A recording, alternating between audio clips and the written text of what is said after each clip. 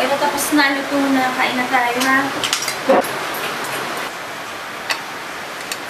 Kain na tayo!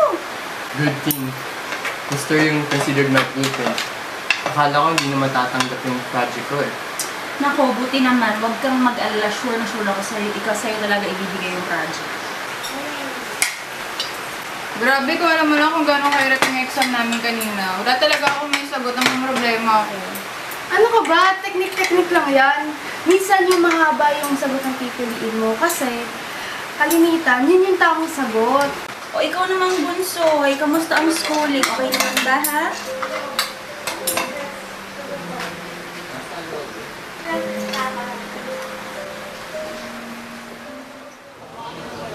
Isa na naman si Jasper.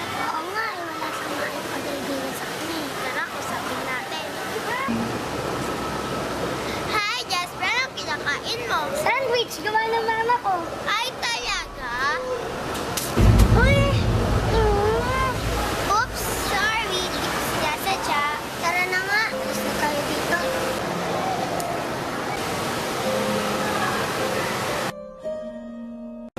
Ikaw ba'y biktima ng pang-aabuso, pamamahiya, o pananakit ng mga kaklase?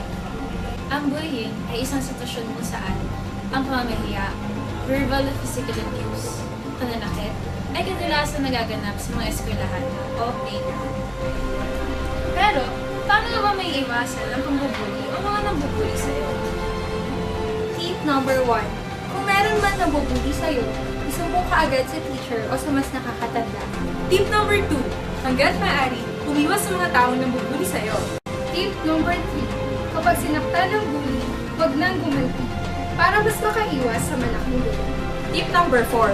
Kapag inaasar ka, huwag mo na lang pansin. Tip number 5. Higit sa lahat, pataasin ang kumpiyansa sa sarili. Eh, paano naman matutulungan ang mga biktima ng bullying? Iwasan ang pagpapaalala ng mga bagay na may kinalaman sa bullying. Ang pagkakaibigan ay maaaring maging solusyon upang mapura ang imahe ng pamumuhay. Keep safe and be friendly. Huwag maging good. Ano po kasi...